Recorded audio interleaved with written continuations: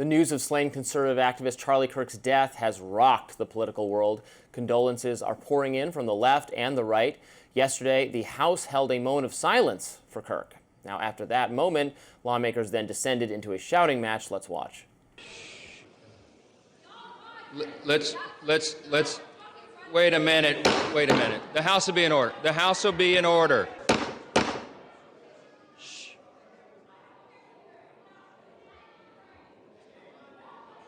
The House will be in order.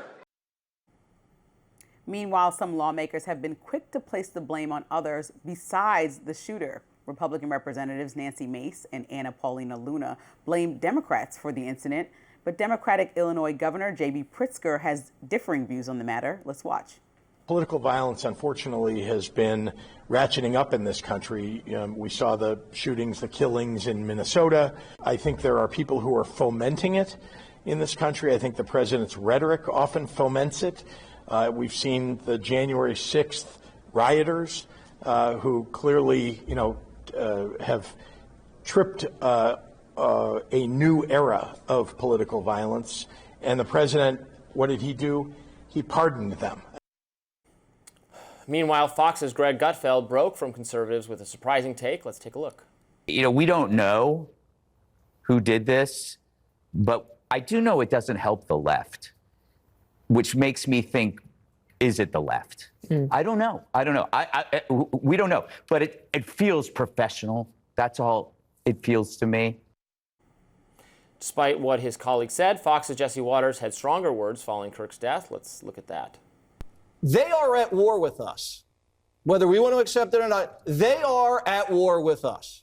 And what are we going to do about it? How much political violence are we going to tolerate? And everybody's accountable, and we're watching what they're saying on television and who's saying what. The politicians, and the media, and all these rats out there. This can never happen again. It ends now. He followed up his remarks with this. We're angry and we're resolute, and we're going to avenge Charlie's death in the way Charlie would want it to be avenged. Meanwhile, MSNBC is being skewered for analyst Matthew Dowd's comments. Here are those words. Saying these awful words and not expect awful actions to take place. Matt. And that's the unfortunate environment we're in. Now, Dowd has since been let go from the network, and MSNBC has issued an apology. Authorities are now saying they have recovered a bolt-action rifle and that they have images of the suspect, which is very welcome news, obviously, because we hope that person is apprehended and brought to justice. I have confidence in law enforcement that that will be the case, although it was obviously dismaying when two different people were initially questioned and then released. They were not the individual, the suspect. I think that, though, really quick speaks to even FBI Director Kash Patel wanting to just get the information out. There is a honorable thing about trying to be super transparent immediately with the American public, but also the fact that we're saying, oh, okay, we have somebody, and then they're let go, and this is an innocent person, or we saw the old man be taken down, it's not the person. There just is a lot of, and I know he's like a career, you told me earlier, a career protester. The old man that was in some of the videos who was talked to by the police, my understanding is he is someone who shows up to a lot of But he doesn't deserve to be arrested protests. if he didn't do anything, if he protests, no, right? I think his thing is that he tries to get arrested for, not for trespass, that he has nothing to do with this. Right. Yeah. So the reactions from all these people, so I always say, because the temptation, and I see it, to blame political rhetoric for killings happening is something that clearly right and left, it just appeals to them to do. Obviously, I've heard Donald Trump and J.D. Vance blame left-wing rhetoric for attempted violence against Republican figures. We just heard J.B. Pritzker there blaming conservative rhetoric for Democrats being targeted, or everything is about January 6th. Words do not kill people, and political rhetoric has always been provocative. It was provocative in the days of the founding of our country. So the connection, in my view, between heated political rhetoric and actual violence is not nearly as well substantiated as many people like to claim it is. Responsibility for violence lies with that person. And we have free speech in this country. Charlie Kirk believed as strongly as anyone in free speech in the First Amendment. He believed in debate. He used strong language to say what he thinks. I think that person on MSNBC who said that he somehow deserved to get shot because he used heated rhetoric that is absolutely appalling, and MSNBC has parted ways with that person, and good riddance. But it is used as an excuse for a censorship agenda in so many cases, and both sides do this, and I'm opposed to it. And I think even everybody, as you played those sound bites, I totally agree with you. But even as I heard Jesse Waters speaking, the they versus us idea, that there is like this coalition of people that disagree with you politically that want you dead is not actually a thing, because when you conflate all the issues that happen, right? Some of them, like you said, have been pointed to specific political violence, like in Minnesota, but then other ones, like you said with Gabby Giffords, haven't actually been pointed directly to saying this is because somebody hated you politically. So we need to talk about the broader issue, which can Contrary be debated. to what everyone said at the time, mainstream in New York Times, later, even years later, and all commentators said this was because of out of control Tea Party, right-wing, anti-government rhetoric. But even let's use the Trump assassination attempt. Right. So that's what I mean. People just try to find a moment to say, "Oh, you created this temperature in this country." I think there's validity to have a conversation about releasing people who have aggressively attacked an institution, our Capitol, on January 6th, and Republicans needing to respond to why releasing those people from jail was appropriate and pardoning them. But that's a separate conversation, I think, from saying that everybody who commits violent acts that may or may not be politically affiliated is all tied to one. I think that's the easy way out, rather than pointing to criminals and having real debate about topics. Because, I have at least the discernment to understand that if I disagree with somebody politically completely and fully, I do not ever wish death upon them. I do not ever wish any harm to them in any way. I wish they come to the table and have a conversation, come to Rising, come to any show, or go out there and have a discussion about it. And people are really riled up. And I think what the MSNBC commentator was alluding to was the fact that, there's been conversations about how to handle gun control in this country around the Second Amendment.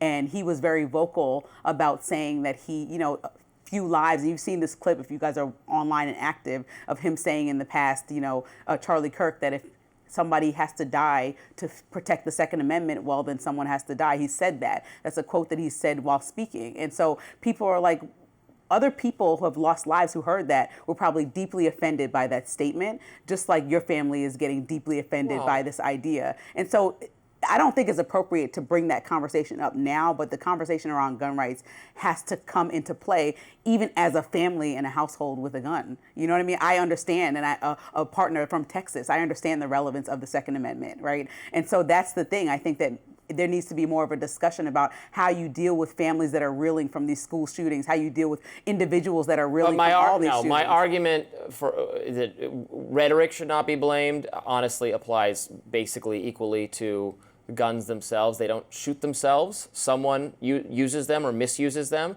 I'm not going to, like Charlie Kirk, I don't believe in disarming lawful Americans because some people misuse guns. Then we'll have to get into, a weapon, a suspected weapon was just recovered. I am not like a firearms expert, but given the weapon that was recovered and the distance the shot was made, this is going to, this is not a, why are people allowed to easily purchase, guns of mass destruction? This is going to be a hunting type weapon that would only be prohibited under the strictest kind of gun control regime that would never be constitutional in this country. So I'm not really sure a gun control conversation is going to be so relevant here. I mean, obviously, we haven't even apprehended the person yet, we so we don't know all how the the gun was obtained legally or not legally. I think, I'm not someone who really tends to focus on the means of the kill. Charlie Kirk made himself extremely accessible to the people, to students, to college students. I don't know what level of security would have been needed to stop someone dedicated. But another issue for me is the security. So at a college campus with an attendance expectation of 3,000 people, the fact that one student I read on NBC yesterday said it's just a scannable QR code to get in, it's pretty much opening. I know he had his own security we're a free there. Society. I mean, we're a high trust free society. I know, but they can wind people down, and I understand the shooter was likely on a rooftop It's that far away, but it's still like there were no protections in place to even make sure the people in the building didn't have bad actions, knowing that you got 1,000 voices on campus that said they didn't want them there, which is overwhelming for a smaller university compared to, like, let's say a humongous, university, which that one was. So I just think, there could have been more protections in place. I don't know that because the way that President Trump has responded to this. Trump's the president, so there should be more security for him. But no, but I'm getting to a point that the way that President Trump responded to this, Congress took a moment of silence, lowering the flags half-staff on the 14th. These are all major investments saying that he is a political figure of note. And so if a political figure of note is heading to a college campus in the same way that they sweep the area for any other political figure of note, because the argument has been that he's not actually in Congress, right? So fine, he was a political figure of note. When do we start to think about how to protect those people if he means that much to the president of the United States, who's the most powerful man, arguably, in the country/world? Yeah, in response to this, you're sure we might have to discuss what level of security will now be necessary for anyone of this, of a commentator of this kind of status, or whether these kinds of outdoor, because this is an outdoor speaking event where you could have someone on a roof, 150 yards away, whether maybe that is not how things are going to be done anymore. I mean, I don't like to do, Patriot Act style mass security in response to things like this, but obviously if we don't want this to start becoming a trend, so maybe it is appropriate. I don't know. I don't think, my point is, unlike the Trump case, where there were real failings by the Secret Service, and because it's the president, and you're supposed to also have all those roofs looked at. Right. In this case, I'm not sure it would have been reasonable to expect a level of sweeping security that would have protected him from this kind of thing. And you just don't want anyone trying to blame anybody other than, like, don't blame security, don't look into it. Right. I mean, these conversations are naturally looked at, going to unfold, but look at let's capture the criminal and start there. I mean, there's members of, we live in Washington, D.C. You see members of Congress. I've seen members of the Senate, on the streets, walking around. I live in an area of the city where there are a lot of them. It's not, they are not moving like in a force field at all times, because because this is thankfully a rare kind of thing, but is it getting less rare, and do we have to rethink our approach? Is definitely conversations we're going to be having in the coming days, weeks, and months.